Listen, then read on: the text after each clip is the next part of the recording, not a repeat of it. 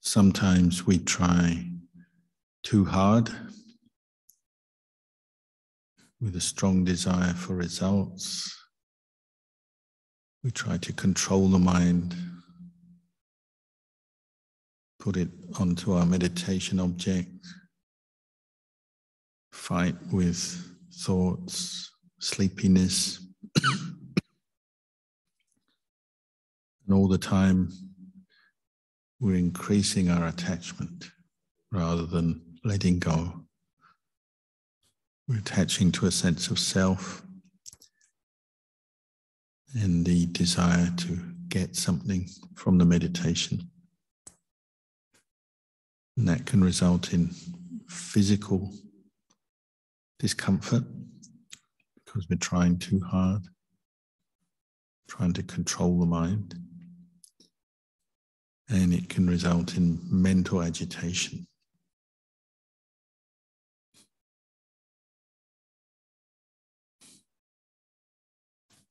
Other times we become too casual or complacent in our practice.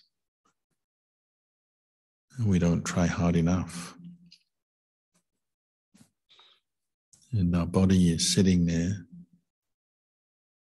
but the mind is wandering everywhere, or else falling asleep.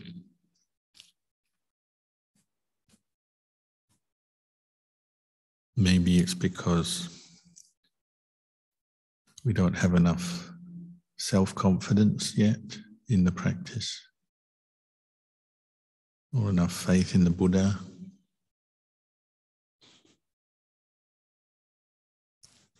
And we're just happy to let the mind wander around.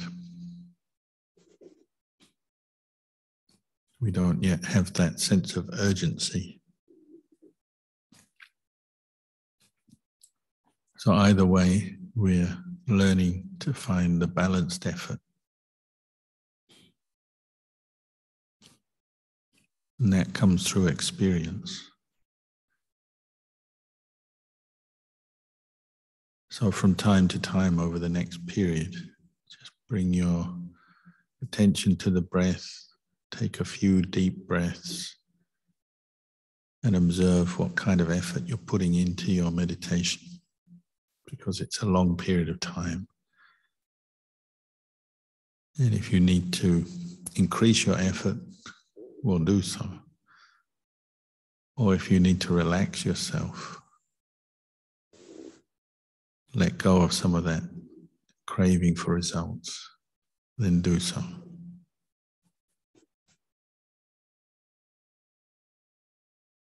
Because as we meditate, we're learning about ourselves, about our mind, learning about the attitude we bring to the meditation.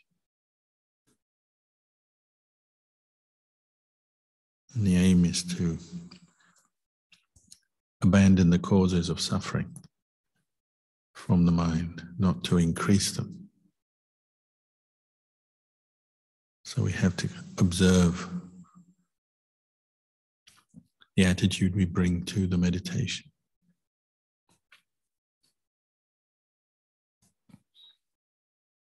So we can practice together until you hear the sound of the bell.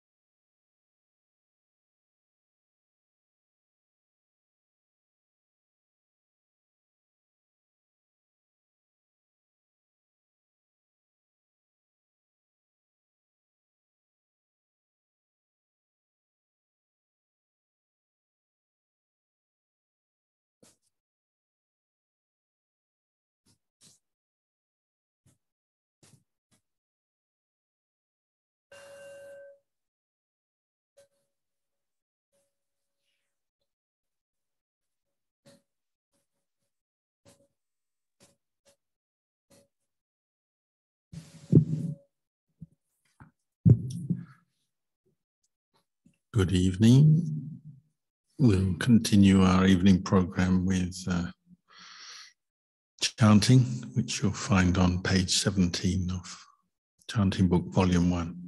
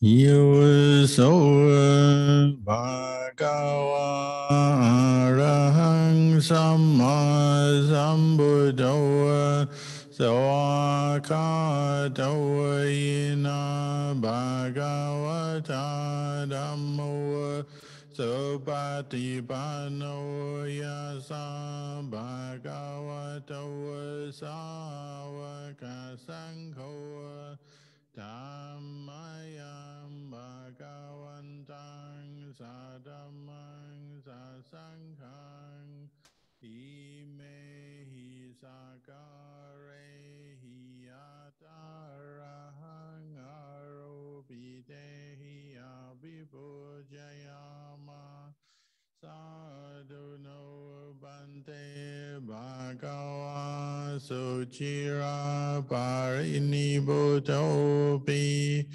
pachima janatanukamba manasa ime sakare dugata pannagara bhute vatikanhato Amhakang Nigaratang Hitaya Sukhaya Arahang Samma Sambuddho Bhagava Buddhang Bhagavantang Abhivademi Swakato Bhagavata Dhammo Dhammang Namasami Supatipanno Bhagavato Sāvaka Saṅgho Saṅghang Namami Handamayam Buddhasa Bhagavato Bhagavanamakaraṅgarumase Namo Tassa Bhagavato Arahato Samma Sambuddhassa Namo tassa bhagavato arahato samma sambuddhassa. Namo tassa bhagavato arahato samma sambuddhassa. Andamayam buddhanu satinayang garumasaya. Tam go bana bhagavantang evam galaya no kiti sado apugato iti piso bhagava arahang samma sambuddho Vicharana sampano sukato lokavido Anutaro purisa dhamma sarati sata deva manusanang buddho bhagavati. Andamayam buddha bigiting arumasaya Buddha varahanta varadadi guna biyutawa Soda binyana karuna hisamagatawa Bodhe siyo sojana tangamalang wasuro Vandamahang dhammaharnang sirasa jinendang Buddhoyo sampapaninang saranang hemamutamang Patamanusatitanang vandamitang sirenahang Buddha sahamida soa Buddho me samikisaro Buddho dukkha sagata charitata chahita same Buddha sahang niyade misarirang jivitang chidang Vandanto hang jarisami Buddha sewa subodhitang Nati me saranang anyang Buddho me saranang warang Etena sajawajena vadayam satu sasane Buddhang me vandamanena yam punyam pasutang ida sabbe piyantaraya me ma isumda sadejasa Kayena wajaya wacita sawa Buddhi kukamam bhagata mayayang Buddho patikana tvajayantang Kalantare sangwanitum putte Handamayang dhammanusatinayang garumasaya Swakadawa bhagavata dhammo sanditiko akaliko ipasiko hopanayiko pachatang veditabo vinyuhiti Handamayang dhamma bigiting garumasaya Soaka dadi kudayo kawasena sayo Yoma kapaka pariyati vimoka bedo Dhammo kulo kapatana tatadari dari Vandamahang dhammaharang varadhamma metang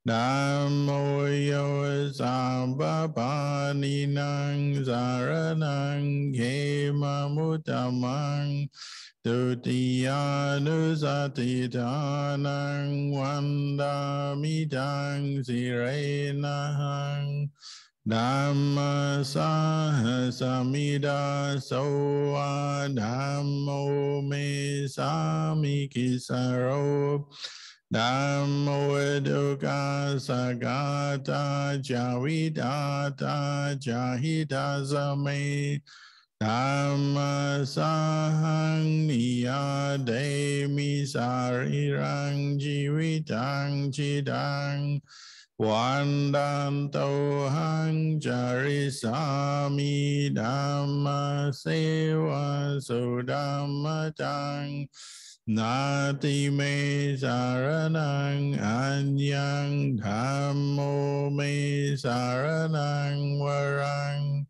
Etena sacha vajena vadayam satu sasane Dhammang me vandamanena yam punyam vasutang ida Sabbe piyantaraya mema isumda sadejasa Kayena vajaya vajetasawa Dhamme kukamam bhakatamayayang Dhammo patikana tuvachayantang Kalantare sangvaritum va dhamme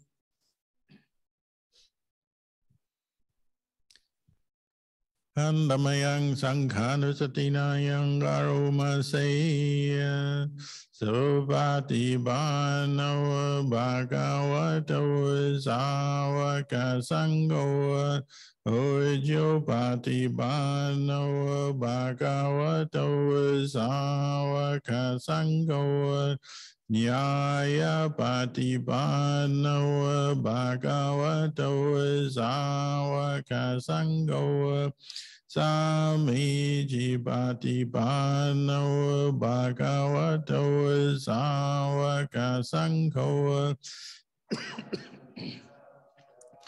Ripurisa yogani atta purisa pukala Esa bhagavato savaka sangho Uneyo ba uneyo dakineyo anjali karaniyo Anutaram punyaketang lokasati Andamayang sanghabigiting garumasaya Sadhamma jawa zopati pati kuna biyutawa Yawata bido arya pukala sangha setawa Silati dhamma pavara sayakaya chitawa Vandamahang dhamariya nakanang susudang Sanghoyo sampapaninang saranang khemamuttamang Tatyanusatitanang vandamidang sirenahang Sangha sahasamida soa sangho me samikisaro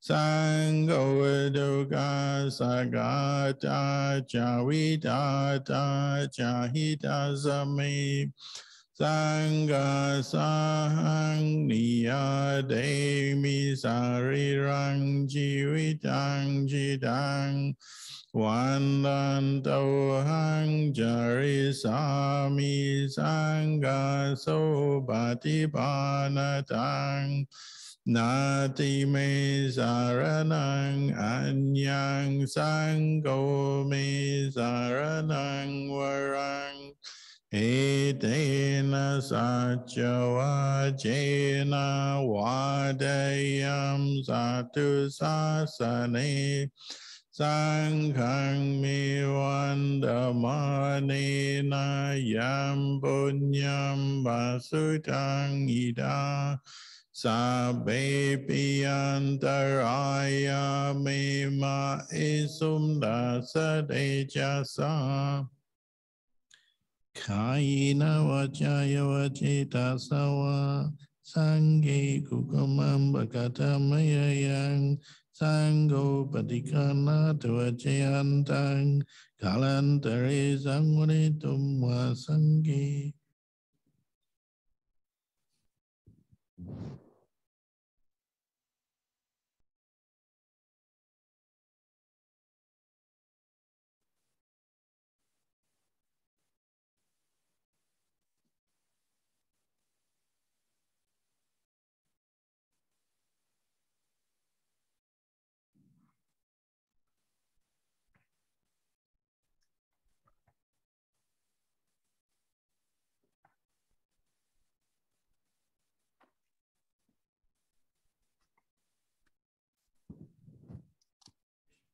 We'll chant the Buddha's words on loving kindness, page 39.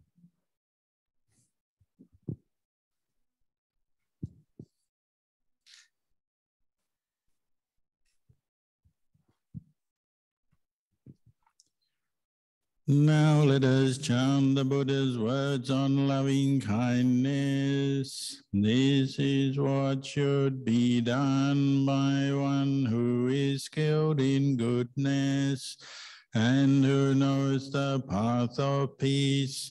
Let them be able and upright, straightforward and easy to teach, humble and not conceited, contented and easily satisfied, unburdened with duties and frugal in their ways, peaceful and calm and wise and skillful, not proud and demanding in nature. Let them not do the slightest thing that the wise would later reprove, wishing in gladness and in safety. May all beings be at ease, whatever living beings there may be, whether they are weak or strong or meeting none, the great or the mighty, medium, short or small, the seen and the unseen, those living near and far away, those born and to be born, may all beings be at ease. Let none deceive another or despise any being in any state. Let none through anger or ill will wish harm upon another, even as a mother protects with her life her child, her only child. So with a boundless heart should one cherish all living beings, radiating kindness over the entire world, spreading upwards to the skies and downwards to the depths, outwards and unbounded, freed from hatred and ill will, whether standing or walking, seated or lying down, free from drowsiness. One should sustain this recollection. This is said to be the sublime abiding, by not holding to fixed views, the pure-hearted one, having clarity of vision, being freed from all sense desires, is not born again into this world.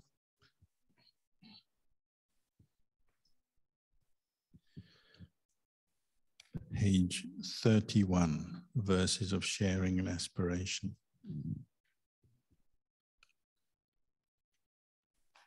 Handamayang udesanati dhanakatayo banama say Himina punya kamena upajaya gunutara acariyo pakaraja mata pita janyataka Suryo jandi maraja gunawanta narapicha Brahma Mara cha Inda cha Loka Pala cha Devata Yamo Mita Manusa cha Majata Virika Picha Sabe Sata Sukhi Honto Punyani Pakatani Me Sukancha Dividang Dento Kipang Bapeta Matang Imina punya kamena imina udesena cha kipahang sulabe cewa dhanu padana cedanang ye santane hina dhamma yawani banato mamang na santu sabadayewa yata jato bawe Huju citang sati panya saleko iriamina Mara labantu noka sanghatunca viriye sume Buddha di pawaro nato dhammo nato varutamo Nato pacika puto cha sangho nato taro mamang Te sotamanu bhavena maroka sanglabantu ma tassa punyanu bhavena maroka sanglabantu ma.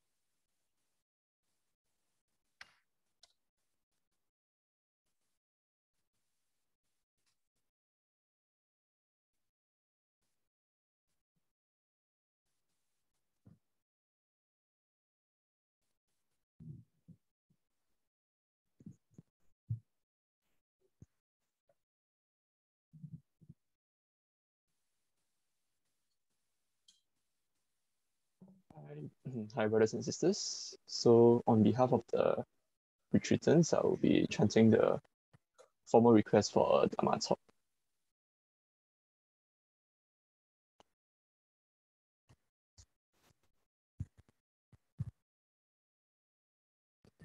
Brahma chaloka dipati sahampati katanjalian Diwaramaya jata santi basata parajaga jatika dese tu dhammam anukampi mang bhajam.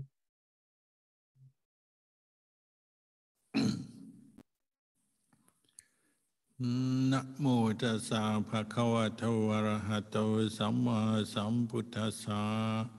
Namo tassa bhagavato arahato samma sambuddhassa. Namo tassa bhagavato arahato samma sambuddhassa. Buddhang dhammang sanghang namasami.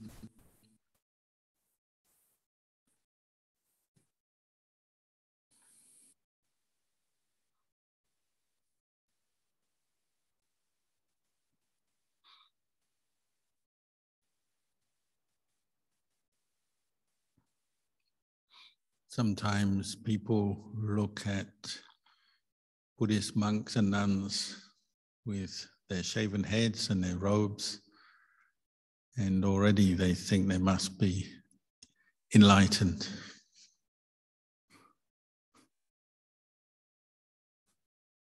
Yesterday I met somebody who came from Stratford-on-Avon in England, where William Shakespeare was born. And they reminded me of when I took Ajahn there many years ago with a group of monks. We were staying with Lumpur Kemadamo at his monastery, and we went over to see the birthplace of Shakespeare.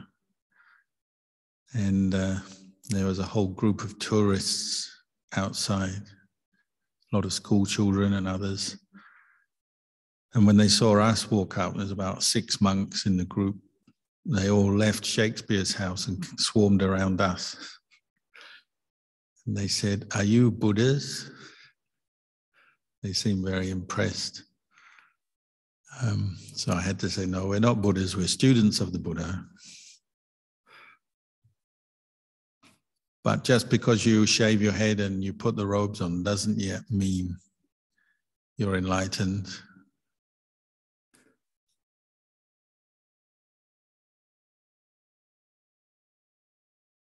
We all have our own karmic accumulations, attachments, cravings, ignorance, and the commitment to practice the path, which may lead you to put the robes on and shave your head.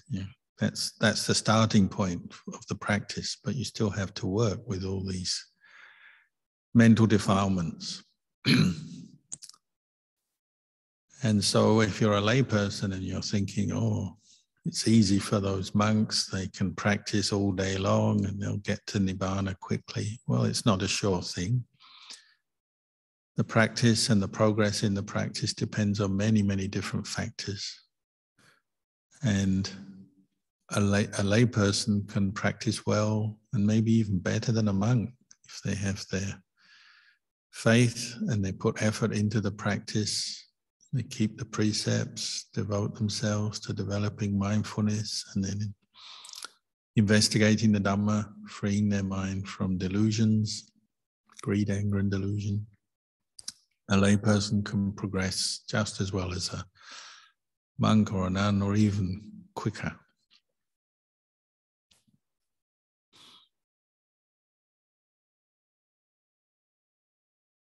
Sometimes our biggest obstacle is our own doubts and our own self-criticism. When you come on retreat, one of the things that is very common is that when you're at work or in your family, if things are going wrong, you often blame other people for your problems. It's easy. It's the easy way. Blame the boss, blame your co-worker, blame your partner, blame your friend when you have stress or problems. When you come on retreat, you're on your own. So then who have you got left to blame? And you blame yourself. And we look at our practice often in a negative light. And we notice every blemish and every fault and every weakness and every thought. And already we are making it harder for ourselves from the word go. We see a thought, maybe a negative thought come up, and already we judge ourselves. Oh, look at that, I'm so greedy, or I'm so angry, or I'm so agitated, I'm worried, so disturbed. And Ajahn Chah used to say, we've got to learn to just leave it all alone. Let it be.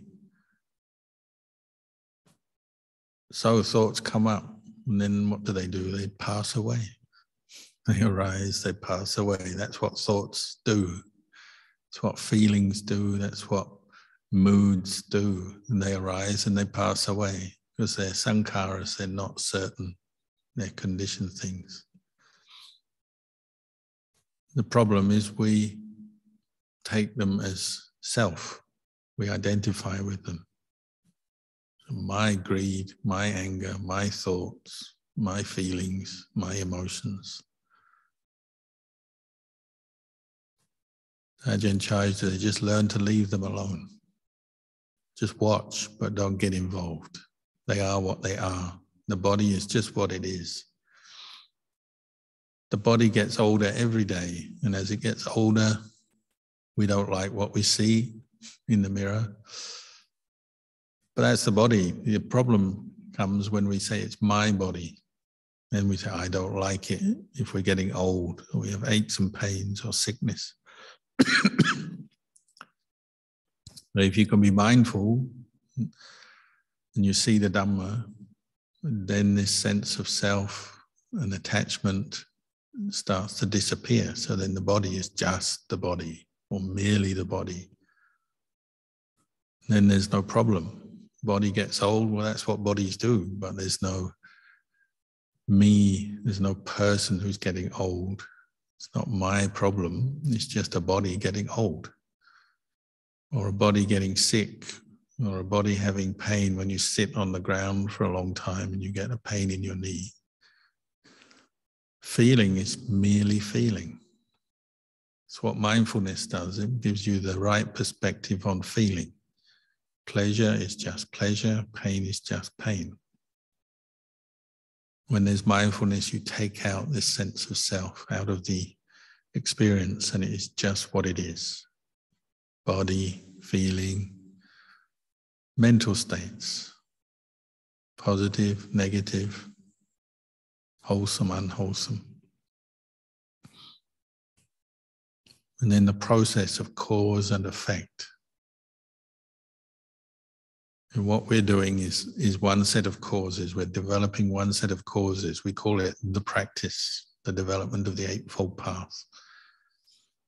And the Buddha said, if you develop the Eightfold Path well, properly, correctly, you're guaranteed to free your mind from suffering, because it's just a process of cause and effect, cause and result. If the causes are correct, the result, the right result will come. There's no person in that. There's no being. There's no me, you, us or them. It's just the law of nature, cause and result. You establish mindfulness, the sense of self dissolves, and then suffering disappears. No mindfulness, no wisdom, suffering takes over. So just as suffering has its cause and its end,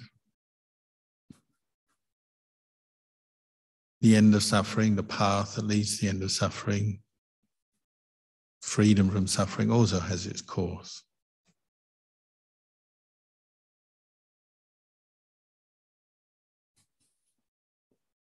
So all of us are in the same position, whether you're a monk, a nun, layman, laywoman. We all have to create the right causes if we want to get beyond suffering. We have to get to the point where our mind is seeing a thought as just a thought, not grasping at it.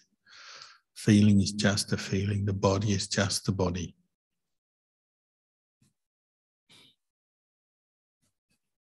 Earlier tonight, we chanted the Buddha's words on loving kindness, the Metta Sutta. That was given on the occasion when a group of monks went into the forest and they were not yet enlightened. So they're just ordinary people, unenlightened monks. They've got the robes, they've got the shaven head, but they're still full of views and opinions and their own defilements. And they went into the forest, and it was a forest, probably quite a beautiful forest. But like all forests, there were what we call forest devas living there, these beings that live in trees. And the monks were a bit disrespectful of the place, not sure what they were up to. Maybe they were not practicing very much, talking too loudly, making a bit of a mess. Perhaps they were leaning against the trees. Perhaps they were going to the toilet in the wrong place, making a smell or mess.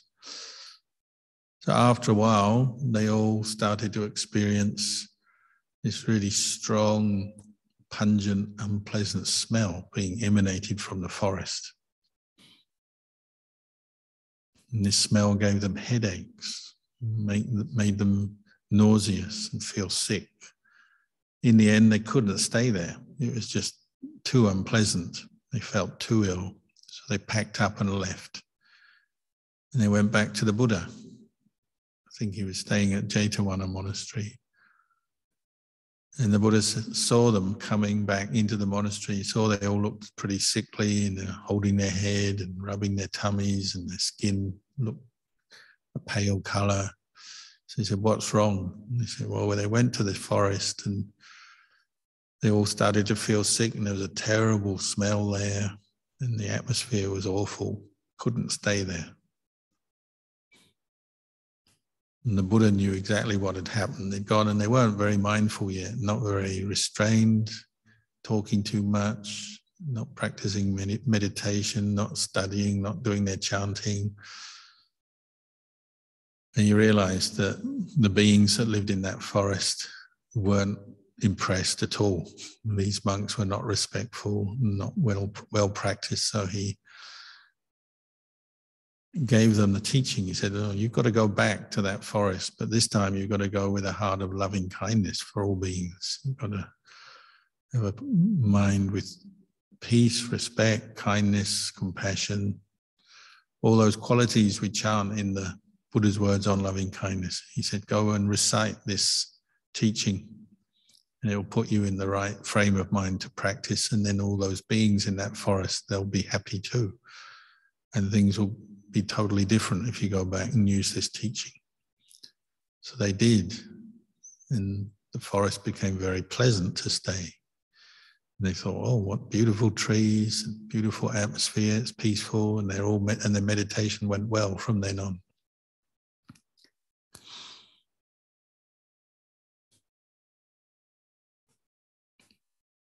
So our starting attitude, whether we're monks or lay people, has to be one of goodwill. Goodwill for ourselves, goodwill for others. And this is what we call a wholesome state of mind, or a skillful state of mind, when you have goodwill. And really, meditation practice is synonymous with developing goodwill. Of course, we talk about all the other qualities: mindfulness, investigation of the dhamma, contemplation of the three characteristics, and so on. Developing energy and rapture and samadhi and equanimity. But really we have to start from a place of goodwill. Goodwill for ourselves, goodwill for others. Because our background for all of us is that we're kind of rooted in self-criticism, even self-hatred. And as soon as we meditate, that starts to come out. If we can't blame someone else, we'll blame ourselves for our problems, because we're seeing our problems for the first time, or seeing them more clearly for the first time. We don't like what we see, and we all have results-orientated thinking, because our education system and society now kind of encourages us to always look to be ambitious for success. We want praise, fame and fortune, success in what we do. We want good results. We want to make money. We want to get on, get promoted, get to the top of the ladder, be successful, to be somebody. So we bring that way of thinking into our meditation. And we sit down and then we see lots of thinking, all kinds of feelings, all kinds of sensations in the body, and our mind is all over the place, and then we're not satisfied with what we see, so we blame ourselves, immediately turn on ourselves, and the metta disappears. So we have to start from a place of metta, goodwill. That means tolerance. And we have to look after this quality of goodwill as we meditate, just like a mother protects her baby. We have to look after our metta like it's a baby. Protect it with our life. Whatever happens, however many negative thoughts come up, however self-critical we are, however many pains in the leg and aches and pains we have in this body, however unpeaceful our mind is, we have to preserve our goodwill in order to succeed in meditation. We have to have goodwill for others, So all those people who normally annoy you and irritate you, you have to establish goodwill and keep the goodwill, protect it with your life, and the goodwill for yourself. You're one person in the equation, whether it's yourself or others. Equally, you have to have goodwill. This is how the Buddha practiced. He said he practiced this for many, many lifetimes as a bodhisattva, developing his goodwill for all beings in all directions, even the ones that are annoying, cause us trouble. But mostly for ourselves, because who do we know best? It's ourselves. And who gives us the most suffering? It's ourselves. We do it to ourselves. We hold on to those negative thoughts. We judge ourselves. We blame ourselves for thinking too much, not being mindful. I'm not mindful. I'm too greedy. I'm too angry. I'm too upset. I'm too sleepy. Especially at this time of night, everyone starts to fall asleep. Sometimes I have to give dhamma talks and I'm competing with the sound of snoring. Or as Ajahn Sumedho used to say, you give a dhamma talk, everyone's bobbing around like corpses on the ocean. But whatever it is, whatever the hindrance, the problem is, if we lose our goodwill, then we start blaming ourselves. I'm hopeless, I'm no good, I've got no merit. Dhamma is not for me, the Buddhism is not for me. Maybe I should try something else. Maybe I should go hang gliding or take a cookery course. That will be much easier. Meditation is just too difficult. So as soon as we lose our goodwill, then our energy and effort starts to slip. So the Buddha said, preserve your goodwill like a mother preserves her baby. Just like the ducks here, when they have chicks, you go near them and the mother duck goes for you, even though the mother duck is tiny compared to you. She'll sacrifice everything to protect her chicks. We have to protect our wholesome state of mind, our goodwill, with our own effort. You have to see that as you meditate. You have to see the value of that, preserving goodwill as a basis for practice. You build from there. And of course, you need to put effort into developing mindfulness and then contemplating the Dhamma, investigating the three characteristics, anicca, impermanence, dukkha, unsatisfactoriness, anatta, not self. But it has to come from a place of goodwill. It can't come up from a place of grasping, craving, with strong sense of self. Sometimes we try to meditate with willpower and just make our mind peaceful and concentrated, and force out every negative thought from the mind, squash the mind, force the mind, bully the mind. It doesn't work, does it? After a while you feel miserable, feel drained, uninspired. You don't want to do it anymore because it's not natural and it's not pleasant. So it's another reflection in your practice. If things are not going so well, come back to goodwill as a starting point. Re-establish goodwill, just as you re-establish mindfulness on the breath or mindfulness on the perception of impermanence. You can also re-establish mindfulness on the intention of goodwill directed to yourself and others. And things start to lighten up a bit. When you have goodwill, even if you have a lot of thoughts, or you're sleepy, or you have pain in the legs, you can tolerate it better. You can cope with it better if you have a mind of goodwill. You have some sympathy for yourself or sympathy for others meditating around you. If there is somebody who seems to be going well in their practice, well, you have mudita for them. Karuna, mudita, they come out of metta.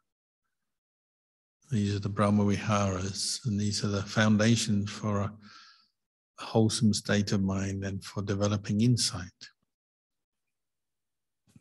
You can't develop insight from willpower or the controlling mind. This is the sense of self. This is the opposite of insight. It's just me, me, me. I'm going to destroy the defilements through my strong mind. We might develop that attitude as we go to work. We're going to beat everything and be the top dog in the office or the workplace, get on in life and make our million. But that's coming from craving and attachment. If you bring that into your mind when you meditate, your mind very quickly burns out. You can't do it. You can't meditate with anger for others. You can't meditate with anger for yourself.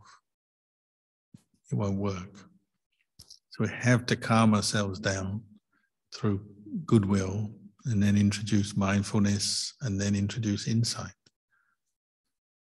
And these qualities work together very well like friends.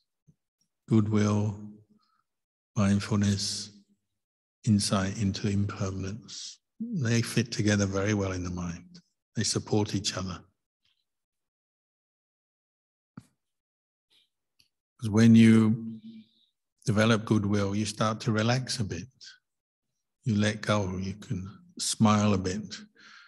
In Thailand, they say, the teachers say, when your mind is peaceful, it's smiling. Chit yim.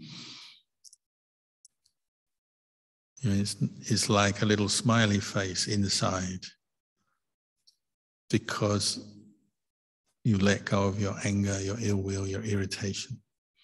May not yet be fully enlightened, but the mind is at ease within itself. So it's like it's smiling. And if the mind is peaceful like that, at ease, you can sustain that for a long time. Even if you do have some pain in your body, or you're feeling tired or sleepy, or you have a lot of thoughts bothering you, if you can find that place of ease and just keep going, then you can face all your problems. But you have to preserve the goodwill. You have to do that. See the value of doing that.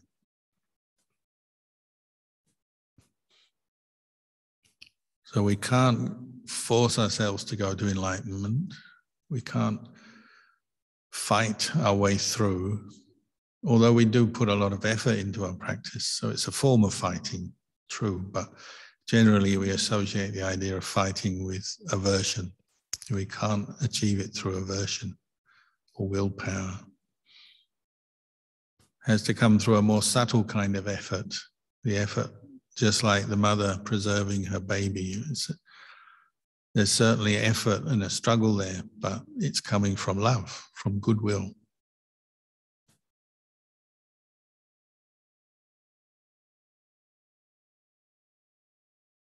Just like those monks in the forest who were at first very heedless and they just ended up with headaches and stomach aches. We tend to be like that often in our meditation. We sit down and we're so frustrated with life. We bring that attitude in to our meditation. And straight away the mind falls into negativity.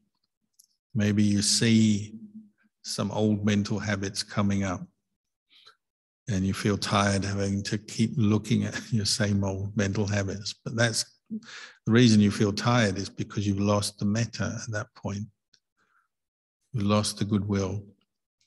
When you bring up the goodwill, you're willing to tolerate even your own negativity, bad memories, pain in the leg, pain in the back,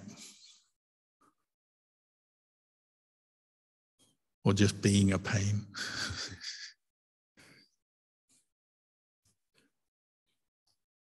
If you can develop the goodwill inside, internally, then even if you're engaged with other people, through our day, even on a meditation retreat, you mix with other people, it's easier to be tolerant of others around you, even though they may not be particularly mindful or skilled in their practice.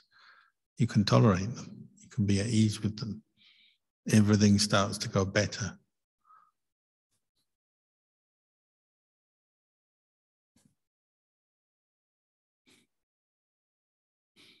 Really, the practice of Dhamma is, for us, it's easy in the sense the Buddha has done all the hard work first.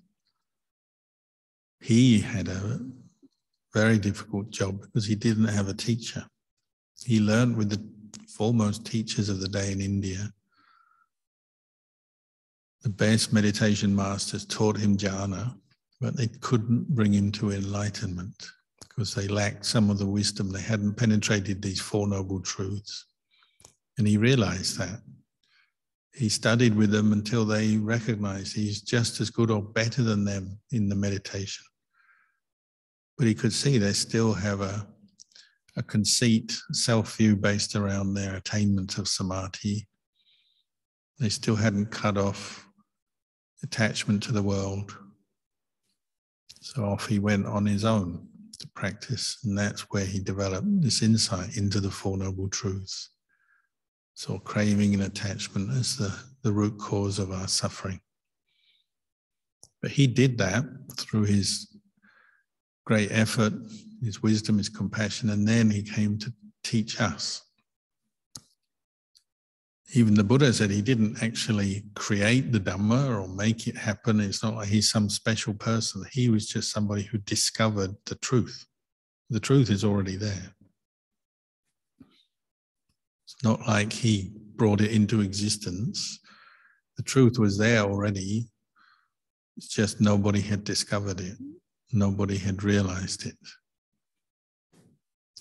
So for us, it's not like we have to go and find some mysterious truth somewhere else, like in another planet or another universe or something. The truth of the Dhamma is there already for us. And then the path that will help reveal that truth is already laid out for us by the Buddha. So everything is in place for us to practice. All we need to do is put effort into the practice to prove what the Buddha taught does get you to seeing the truth, freeing your mind from delusion, greed, anger, delusion. He didn't encourage us just to believe what he said either. He said you have to practice it until you know for yourself.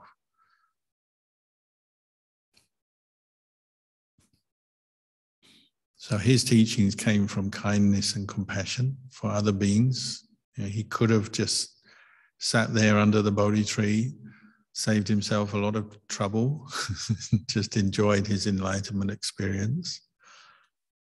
But he didn't. He came out to teach, pass on his experience, his understanding to others, put himself to a lot of trouble because some people liked what he said, some people didn't, some people agreed, some people argued with him, some people competed with him because they were jealous of him.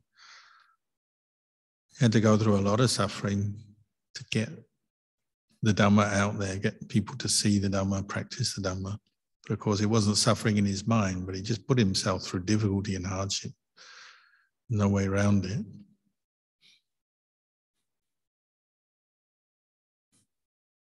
That all came from compassion for us. Now we have to take these teachings and put them to the test ourselves.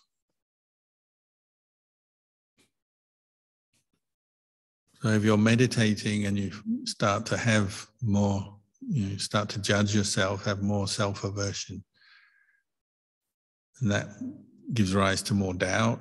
Can I really do this? Is it worth it? All this effort, sitting, walking, meditation, keeping precepts, listening to Dhamma, is it really worth it?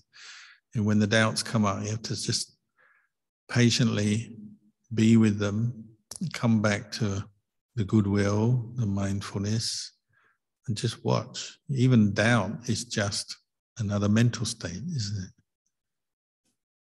If you believe it and get lost in it, it will just take you around in circles and drain you of all your energy, and you won't get any solution. Because doubt, in its nature, is doubt, skeptical doubt, uncertainty about the practice. We have to come back to square one, recognize doubt as doubt, and let it go.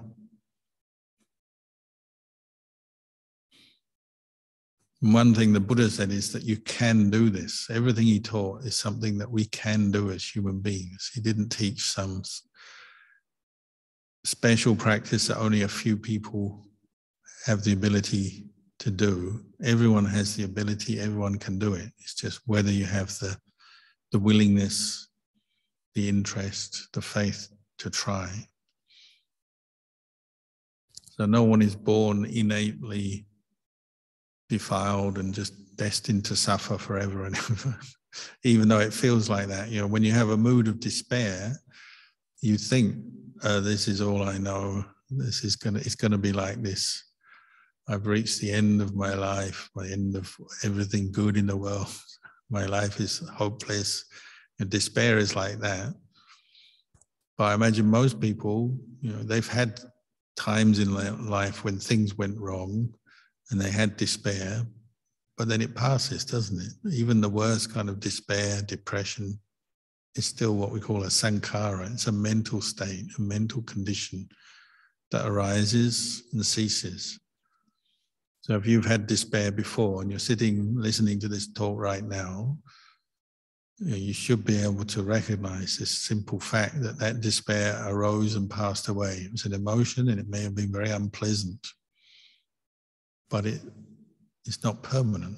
And what's not permanent is not a self. So it's not like we're born destined to be in a state of woe and despair forever and ever. And things do go wrong. We go through unpleasant experiences and we experience despair, disappointment, misery, but then it passes. And that's why you can practice dhamma. Because however bad the despair, the suffering gets, it's still sankhara. It arises, it passes away. That's why you need to keep coming back to the goodwill, the patience, the mindfulness, the effort, the wisdom. Reflect on it. Is this really me? Or is this a mental state? Mental states are just mental states, even the worst ones, the worst despair, the worst disappointment you might experience. It arises and it passes away. It's not a self in the sense it's not a permanent self. It's unpleasant when it's there, but it doesn't last forever. The delusion is when you grasp it as self, you identify with it, or you keep feeding it, so it seems like it keeps staying in your mind, returning. That's coming from delusion. The quicker you establish mindfulness and recognize you're actually making it worse by holding on to it, then you'll start letting go. So whether it's uncertainty and doubt, can't make a decision on something, can't decide to do something, whether it's despair at some unpleasant situation that's arisen, try your best to establish mindfulness and see it is just thoughts, mental states arising, passing away. And if you've seen it once, you know it once, then you can do it again and again and again. And after a while, the mind gets the message and it says, oh, this is not self.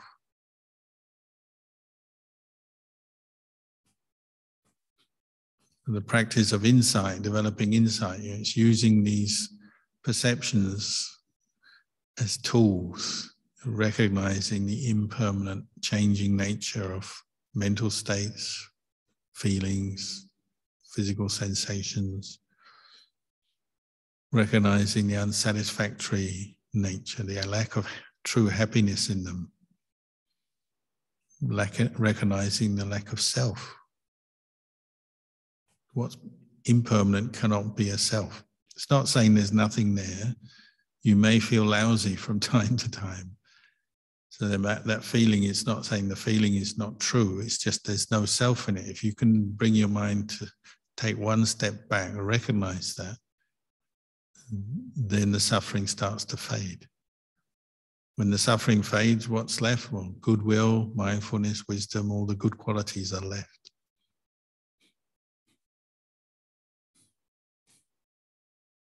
Just like those monks in the forest with the bad smell and the headaches, changing the attitude to one of goodwill,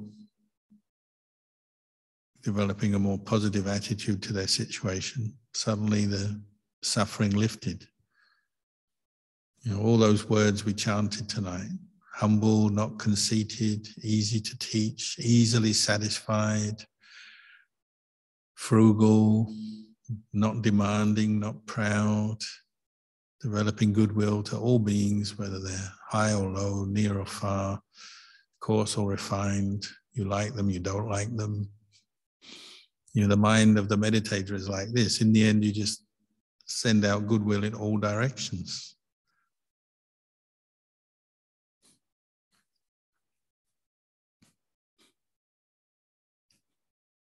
So this is part of the practice, preserving goodwill rather than preserving aversion, irritation, despair. Those qualities don't need to be preserved. You just let them go.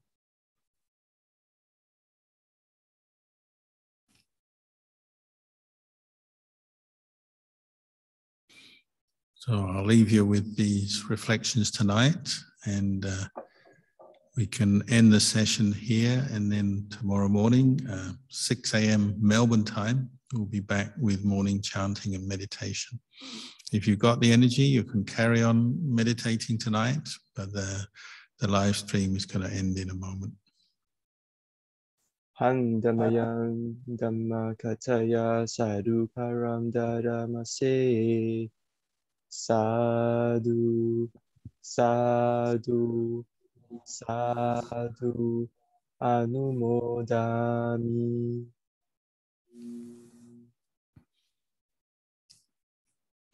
Just pay final respects to the Triple Gem.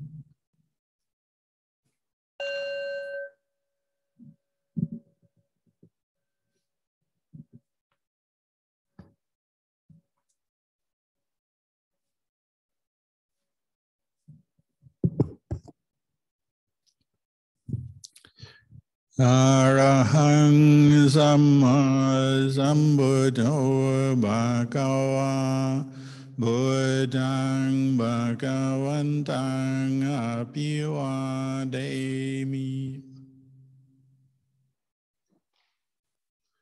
Swakato Bhagavata Dhammo Dhammang Namasami Supatipano Bhagavato Savaka Sangho Sanghang Namami.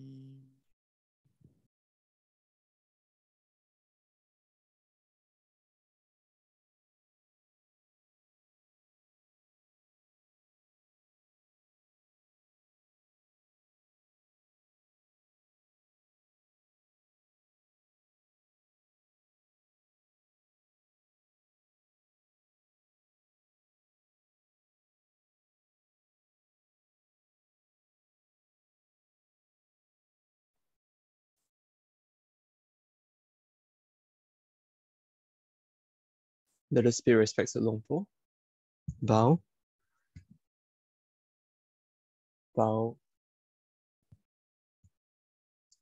Bow.